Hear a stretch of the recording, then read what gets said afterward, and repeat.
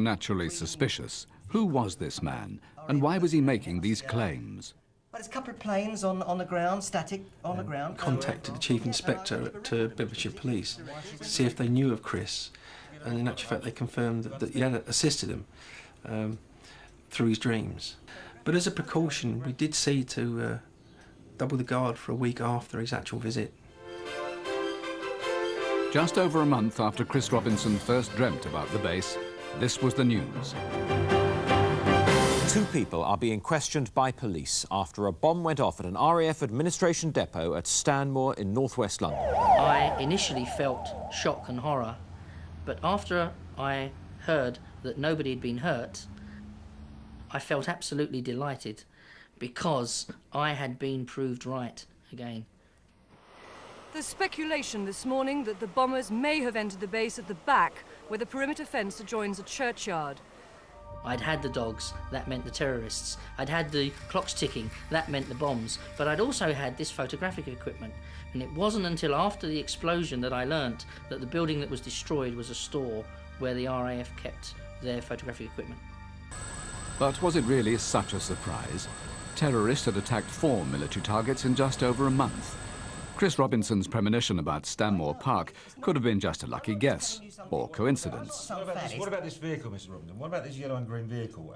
It could be just 1 in a billion chances. For instance, plane crashes. Statistics show that there's 1 major plane crash in the world somewhere every 2 weeks. Coincidence can indeed explain away many cases. To me, I think that Chris Robinson's results are beyond coincidence. He's certainly come up with many interesting cases of things that are most unlikely to occur. And these interest me because they're not trivial things.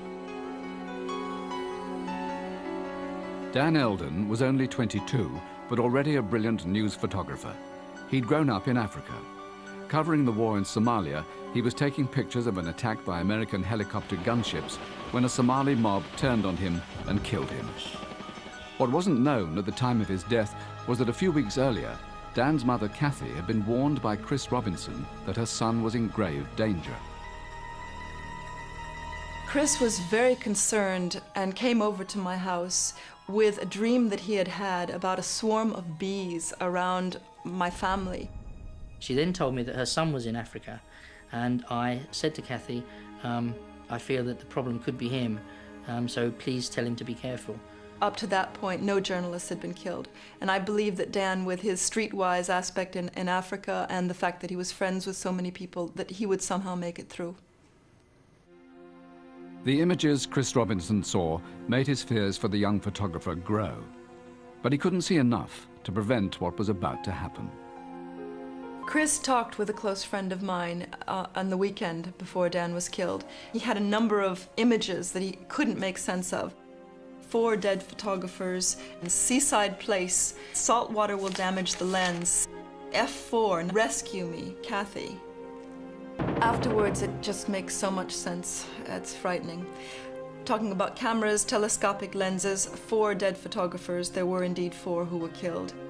Salt water affecting the lens. They were in Mogadishu, which is a seaside town, and Dan, the day before he was killed, was photographing women Marines in bikinis on the beach in Mogadishu. The F4 is the kind of lens that Dan was using. Rescue me, and Kathy. That all makes sense to me. Some would say Chris Robinson's dreams make sense only with hindsight, but the premonition of Dan Eldon's death turned out to be uncannily accurate. Chris didn't need hindsight for his next premonition. He was so sure it would happen, he was there when it did. I'd had a series of dreams about an airfield, and I wondered why this was, because I had no plans to visit an airbase or anything. And in the dreams there was rockets, there was aeroplanes, there was explosions in the sky. What did it all mean this time? Chris called his contact at Bedfordshire Police. He then described seeing these rockets going up in the sky and then colliding, and these crowns coming down. In Chris's next dream, the crowns became parachutes. Suddenly, he knew what was about to happen. All these dreams made me realise that there was going to be a plane crash. But where and when? The following morning he phoned a friend, national newspaper astrologer Penny Thornton. He'd just heard about an event taking place that day. Chris was very enthusiastic about going to an air show, simply because it somehow confirmed or affirmed to him the imagery of two planes crashing and fireworks and the parachutes descending, which he'd had in his dream. I decided to go. I had to go, really. There was nothing else you could do. I mean, I'd seen it all happen in advance, and I had to go there and know whether it was going to be real. Chris immediately set off for Fairford in Gloucestershire and the world's largest military aviation display, the International Air Tattoo. One of his premonitions was about to become reality in front of his own eyes. I was absolutely convinced that this was going to happen. I wasn't sad or upset because I knew that the pilots of the planes came down safely on their parachutes.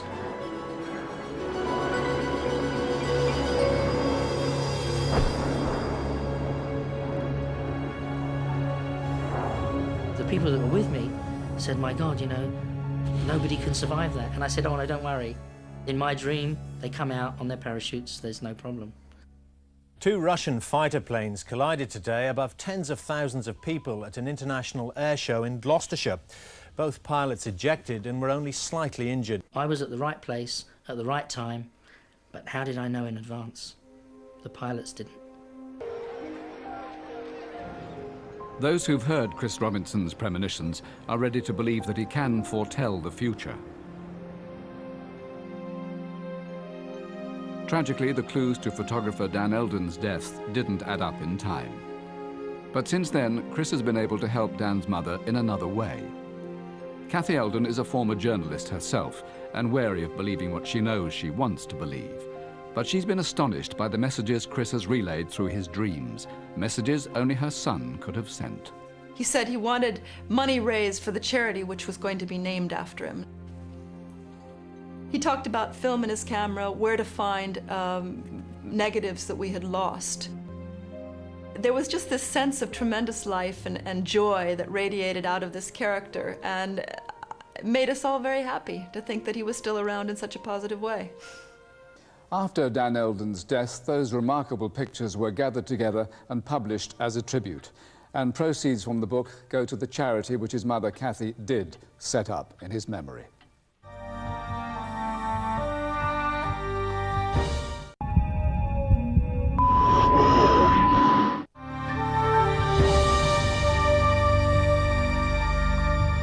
Probably more reported sightings of ghosts in the British Isles than anywhere else in the world. According to those who claim to have seen them, they come in all shapes and sizes. Most of them haunt old buildings, repeating the same action over and over again, trapped in time and oblivious to what surrounds them now. Poltergeists are something else. They haunt people. The word poltergeist means noisy spirit, and they make their presence felt. Behind a street in Cardiff, down an alley, the quiet life was about to be shattered.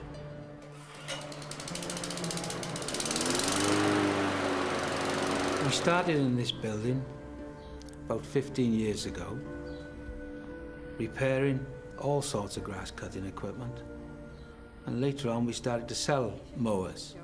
John and Pat Matthews, helped by Pat's brother Fred, ran a thriving business here.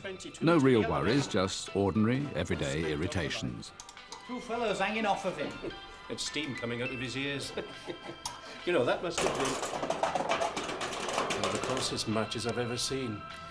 It's those blasted kids throwing stones. I'll go see to them. Tell them I'll throw them on the roof if they do it again. John went to catch the young vandals red-handed. But there weren't any vandals.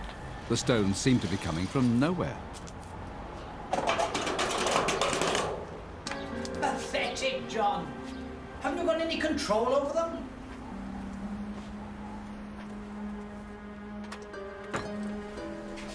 There's nobody out there. Pull the other one. Come out of thin air, did they? Baffled. We were baffled that there weren't any kids around here and nobody that could throw stones. We just couldn't understand it. We just couldn't understand where they were coming from. I thought he was a nutter, to be honest. I thought he was mad. I thought people throwing stones, it's got to be. Can't be anything else. And I started to get worried that there was something strange here in this building. Whatever it was about to move in at Moa Services. I would see little things flying across the room.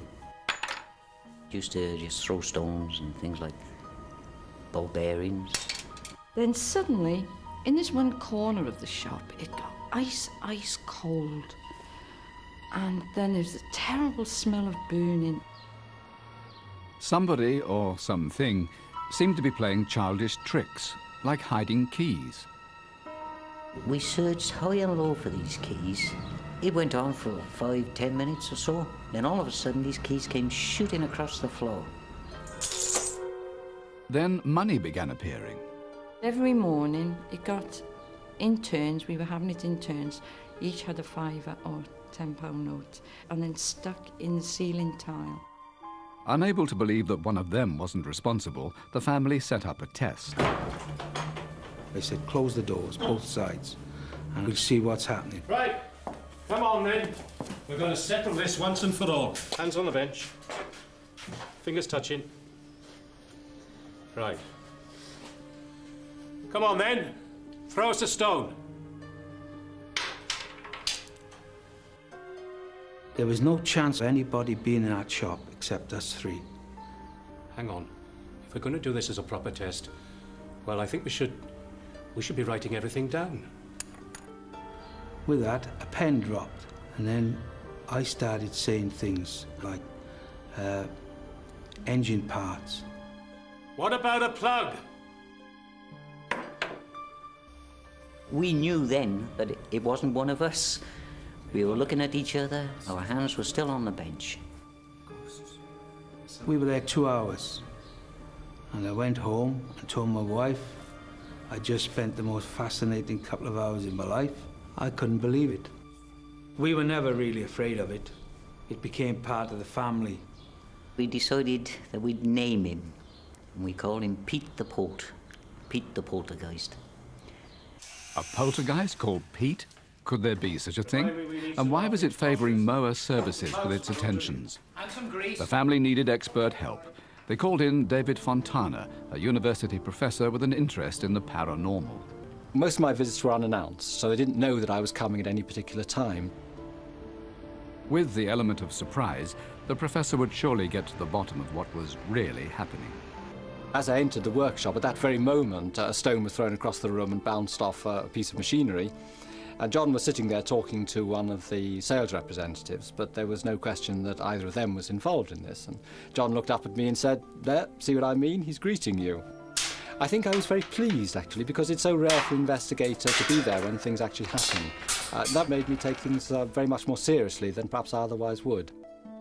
Professor Fontana was so convinced that he filed reports on what he called the responsive poltergeist. He said it possessed both intent and the rudimentary intelligence necessary to accomplish this intent. And he drew diagrams showing how, when objects were thrown into a corner he called the focus of activity, some force catapulted them back. You don't see the things in midair. You hear them hit the wall and clatter to the ground, you look round and the stone is there, but you don't actually see it in flight. Which, in a sense, rather strengthens the idea that nobody's playing tricks, because if they were, you would see the thing in flight. With Professor Fontana's reports, the case began to attract attention across Wales. I wouldn't like people, you know, to get the wrong idea, and we were afraid if we started advertising about it, you know, we would frighten customers away. But the customers kept coming, and so many people were eyewitnesses that this became one of the biggest poltergeist cases ever. I was just as sceptical as everybody else. I'd heard all about this poltergeist, but I was in the shop one day and little nuts and boats sort of were just flying around, dropping from nowhere. It was quite incredible and quite scary. After thieves broke into Moa Services one night, the insurance assessor who came witnessed it too.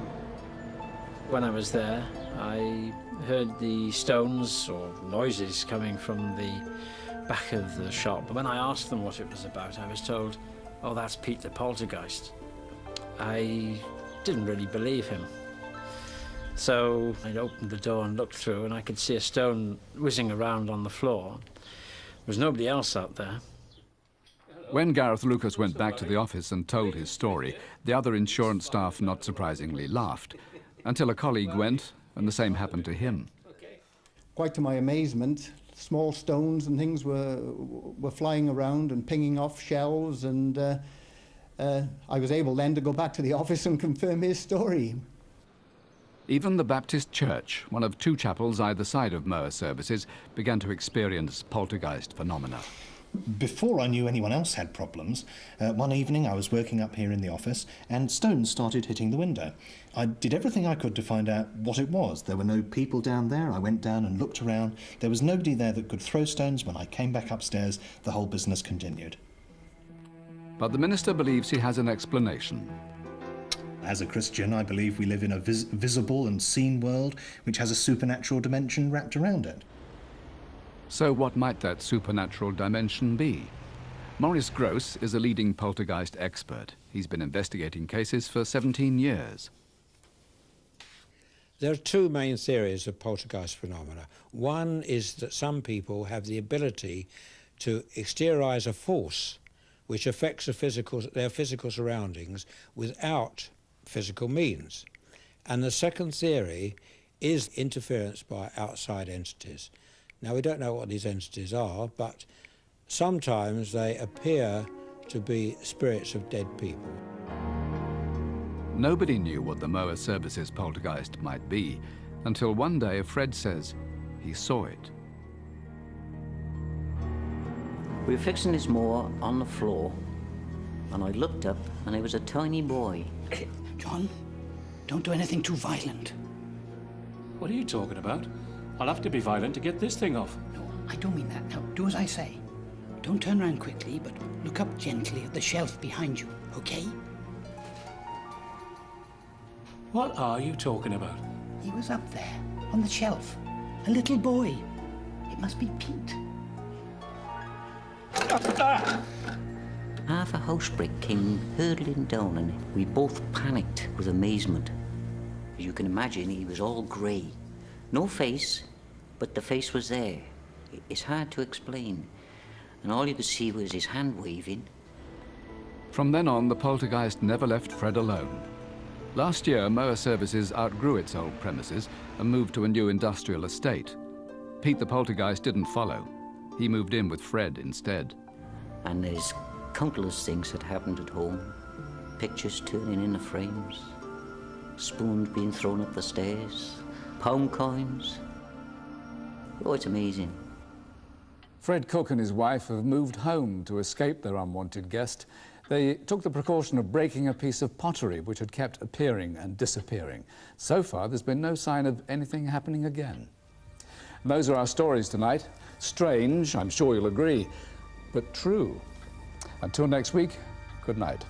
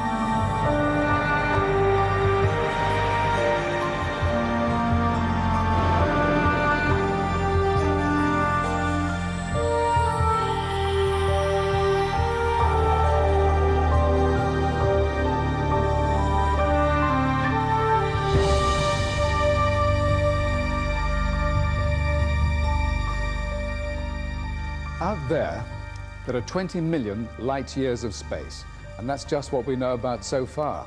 In fact, what we don't know makes all the knowledge mankind has accumulated over the centuries add up to very little. Perhaps there'll always be more mysteries than answers, but then we all love a mystery. We have two more stories for you tonight. Stories of ordinary people, but what they describe is anything but ordinary. The evidence is compelling, but is it convincing? The woman in one of our stories tried to convince a jury when she took her psychic powers to court. We'll bring you their verdict later. First, though, we've launched satellites and space stations hundreds of thousands of miles into orbit. Space probes have got more than 500 million miles away. Now, if we've got all that, some ask, what might another civilization have? Figures show that a UFO, an unidentified flying object, is spotted by someone, somewhere in this world, every 3 minutes. Certain areas report many more sightings than others. There have been concentrations of sightings from the Australian bush to the Brazilian rainforests. But in the past few years, nowhere has had more UFO reports than a certain part of Scotland. In the skies around the town of Falkirk over the last couple of years, around 800 UFOs have been sighted. It's a phenomenon which has reached such proportions that anxious locals have called a public meeting. They want to know the truth.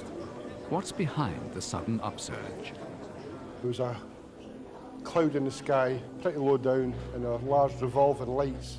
Tended to sort of flare up and then dull down again, as if a light was turning towards me and then turning away again. Suddenly it started to move away, not very quickly, and then suddenly collapsed in on itself and disappeared. The fact remains, however, that UFOs are real. Of that there is no question, but it is what they are or represent that is the question. Hundreds of people have phoned me regarding strange sightings in the sky. I know these people personally. I mean, they're not going to make stories out like this. I mean, they've actually faced a lot of ridicule and they've showed a lot of great courage coming forward and stating that they've seen something which nobody can define and nobody can give an answer for. Most sightings have been close by Falkirk in Bonnybridge. Once occupied by Romans, later known for its iron foundries, Bonnybridge now has a bizarre new claim to fame. It's been blitzed by UFOs. Ray and Kathy Prosek were driving along the motorway nearby. As they approached a viaduct spanning the road, they say they saw an object the size of a jumbo jet hovering above it. I could see it was triangular in shape, and there was a light at each corner. We passed underneath the viaduct, and looking back there, sitting on the other side, was another craft, and it looked like a mirror image, the way they were pointing towards each other. It didn't look like anything I'd ever seen before, so of course you automatically think, you know, UFO. Driving home to neighbouring Larbert, Neil Malcolm says he was followed by a ball of light. I got the fright of my life, really. I knew it wasn't anybody's headlights or anything because it lit up the full interior of the car. He rushed in to tell the rest of the family. As they went to look, Neil's wife Lorraine grabbed her video camera. And I zoomed in and I wasn't sure what I could see. When you know what a helicopter and a plane looked like, it definitely wasn't anything like that. And I had to stop because it disappeared behind the building. Studies of the video have been unable to explain what it shows. Even experts like Malcolm Robinson, who's analysed reports of UFOs for 25 years, are baffled by the wave of sightings. We check with airports, we also check with the local police.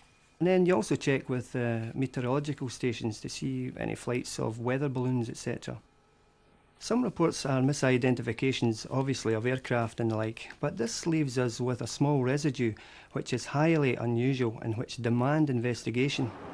But the most puzzling UFO case in the area must be the one which happened in these woods near Livingston. It's a case that the police came to treat officially as assault by person or persons unknown. It happened to a forestry worker, Bob Taylor, who was out on patrol checking for stray sheep in the forest. It was a routine task, one he'd done countless times over the years he'd worked there. As usual, there were no sheep, but as he rounded a corner, he discovered something else. What the? It's a huge thing with a big round dome, a very dark grey colour, and had a a big flange going all the way around.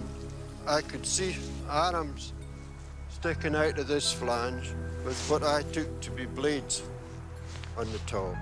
Two balls came out, two balls. I think they'd be about 3 feet in diameter with about 6 spikes. They came right up beside me. I remember feeling a tug at that time. Bob Taylor can't remember exactly what followed. The next thing he does remember is lying on the ground, dazed and bleeding.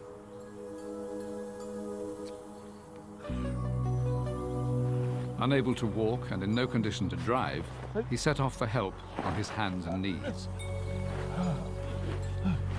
By the time he arrived home, he was in a state of near total collapse.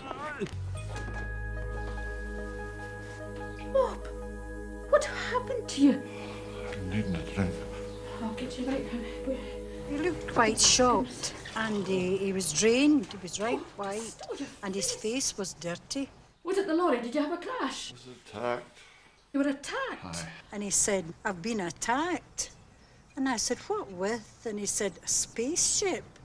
And I said, "Oh, goodness me, there's no such a thing as a spaceship. I'm going to phone the doctor. You must have fell and hurt your head." Bob's wife called his boss, Malcolm Drummond. He went to the forest and he found Bob's abandoned truck. And that wasn't all. In the clearing, he found impressions had been made in the ground. There is no doubt in my mind that these marks were made by a perfectly solid, heavier-than-air object. They had been made by some machine which had come vertically downwards. I think there's no doubt about that. The area was fenced off and police began an intensive search. They found nothing. It was one of the most puzzling cases Detective Inspector Ian Walk has ever come across. I couldn't believe it at first. The ground was soft, and there were no signs of the tracks having come from somewhere or having went anywhere. They just seemed to have arrived. Near the caterpillar-type tracks were holes in the ground, 3 inches deep, 40 holes in all. At first I thought they were possibly being made by equipment that would be used by the Forestry Commission, but we went to their premises later that day, examined all the vehicles, and nothing at all.